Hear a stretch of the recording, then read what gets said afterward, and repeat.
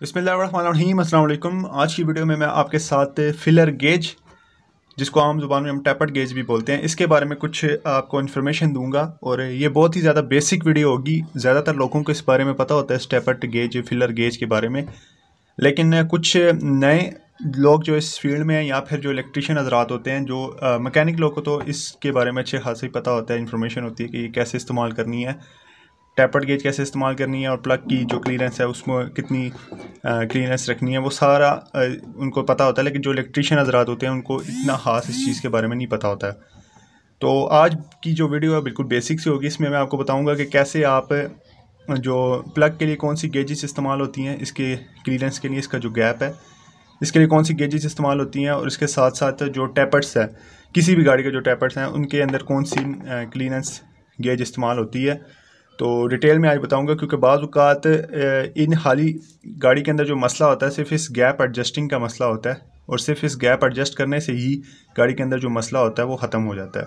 और इसी तरह कुछ टैपर्ड जो गाड़ी के टैपर्स होते हैं उनके अंदर एडजस्टमेंट की वजह से गाड़ी के अंदर जो फॉल्ट आता है वो दूर हो जाता है। तो आज मैं आपको बताऊंगा कि टैपर्ड गेज के अंदर, जिसको फिलर गेज, हम आम जुबान में इसको टैपर्ड गेज बोलते हैं, वैसे इसको बोलते फिलर गेज हैं। ठीक है, ये पहले देख लें। इसके ऊपर ये 13 ब्लेड है। ठीक है जी, 13 ब्लेड है। यहाँ से ये देखें तो 0.5 से 1 mm, ठीक है, मिलीमीटर। और ये 2 के साथ आप जो ऊपर दो कॉमे देख रहे हैं और 40 के साथ, इसको बोलते हैं इंचज़। जहाँ पे दो कॉमे इस्तेमाल होते हैं उसको इंचज़ बोलते हैं। तो अभी मैं आपको बताता हूँ कि इसके अंदर 13 ब्लेड, ये मल्टीपर्पज़ के लिए है। इसके अंदर हम प्लग की भी गेज, ये प्लग की भी गेज इसमें आती है और टैपर्ड्स की भी। ठीक है, तो सबसे पहले मैं आपको बताता हूँ कि इसके अंदर प्लग्स की गेज कौन सी होती है। तो नंबर 1 पे देखें कि इसके अंदर जो सबसे ये मोटी वाली है, ठीक है, इसकी मोटी वाली जो गेज है, इसके ऊपर ये देखें 0 पॉइंट, ये अगर जूम करें इसको तो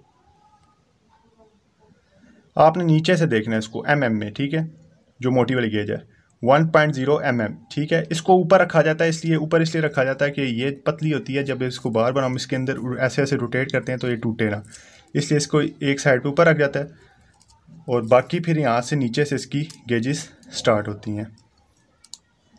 तो इसमें अभी देखें 0.10 के बाद फिर आ जाता है जी, ये देखें 0.19 mm, ये 90 mm है। और इसके बाद 80, फिर इसके बाद 70, फिर इसके बाद 60। इससे नीचे हम इसको नीचे नहीं जाएंगे। ठीक है, ये प्लग्स की गेज होंगी। पहले आ गया 0.10.1.0 mm, इसके बाद फिर आ जाता है 90। ठीक हो गया जी, 90 के बाद फिर 80, 80 के बाद 70, और इसके बाद आ जाती है 60 mm। ऊपर वाली आपने नहीं पढ़नी, फिलहाल मैं आपको बताता हूँ इसका। अब मैं आपको बताता हूँ कि ये जो गेज है, बल्कि मैं इसका आपको लास्ट में इसको बताता हूँ कि आपने किस कंडीशन में प्लग्स पे कौन सी गेज अप्लाई करनी है। आगे चलें तो ये देखें जी, यहाँ से शुरू हो जाता है जी 0 पॉइंट, फिर 50 आ जाता है, फिर 50 के बाद इसी तरह नीचे 40, 40 के बाद 30, 30 के बाद। ठीक है, यहाँ से हमने इसको टैपर्ड के लिए इस्तेमाल करना शुरू कर देना। ठीक है, टैपर्ड से हम नीचे से शुरू करते हैं। टैपर्ड को हमने अभी देखना है, जो टैपर्ड्स वाली गेज है उसको हमने mm में नहीं देखना। ठीक है, इसको हमने 0.002 से शुरू करना है। यहाँ से ये देखें, सबसे बिल्कुल कागज़ की तरह बिल्कुल बारीक सी गेज है। फिर आ जाती है 0.4, ठीक है, फिर आ जाती है 0.6, फिर आ जाती है 8। अब यहाँ से बेसिकली टैपर्ड्स की गेज शुरू होती है। ठीक है, क्योंकि टैपर्ड जो हम रखते हैं वो उसका 8 होती है, 10 होती है या फिर 12 होती है। इन 3 गेज के अंदर हम टैपर्ड्स करते हैं किसी भी गाड़ी की। ठीक है, उसमें हम कम्बिनेशन ऐसे कर लेते हैं कि जो इनटेक वाले वाल्व होते हैं उसका हम जो गैप क्लियरेंस है वो हम रख लेते हैं 8 की गेज, इसको हम 8 बोलते हैं। ठीक है, इसको 0.8 नहीं, ऐसे आम जुबान में 8 की गेज रखते हैं, और इसको बोलते हैं 10 ऊपर से। ठीक है, इसको हम ऊपर से 10 बोलेंगे और 12। अब कम्बिनेशन कैसे होगा, यानी कि आपने किसी भी गाड़ी के टैपर्ड्स करने हैं तो कम्बिनेशन कैसे होगा।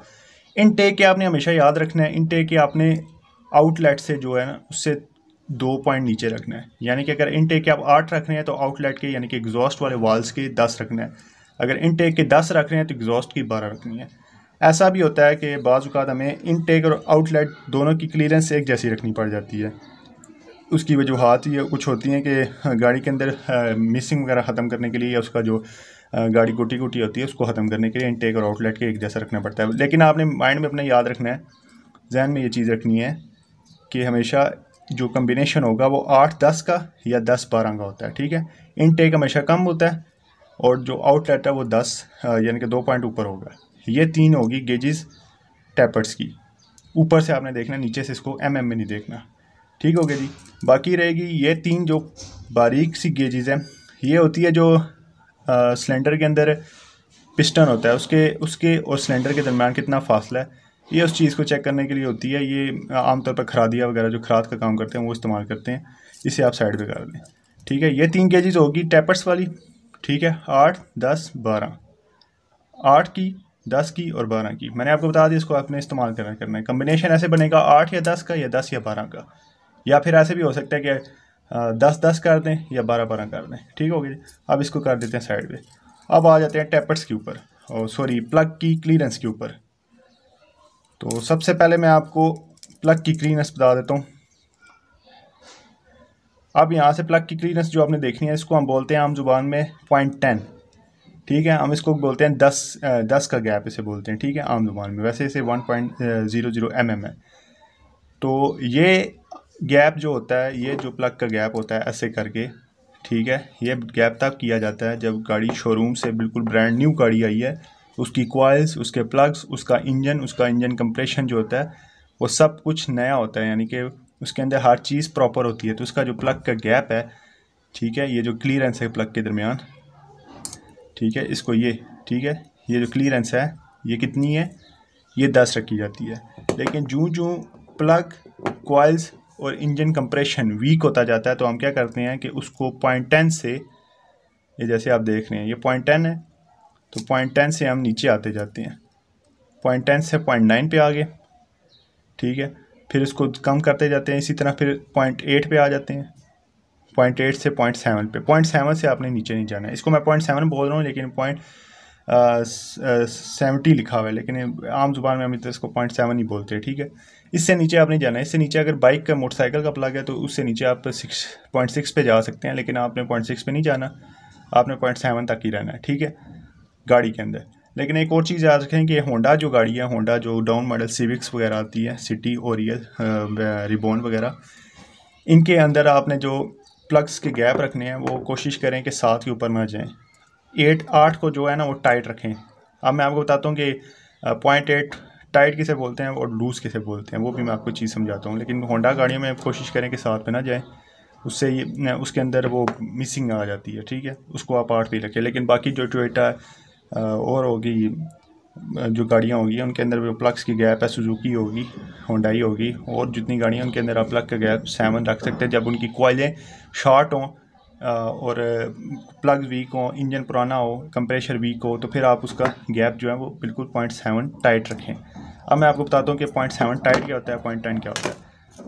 तो सबसे पहले ये देखें, मेरे पास ये प्लग है, ठीक है, इसका भी जो गैप है इसको आपने किसी भी चीज़ से इसको पहले कम करना है। ऐसे मार के आपने ये कम किया तो ठीक है जी, 0.7 है। अब इस 0.7 को मैं आपको गेज का गैप जो है उसको एडजस्ट करने का बताता हूँ। तो ये प्लग इसकी जो मैंने टिप है उसको आपस में नीचे कर दिया, ठीक है, इसको।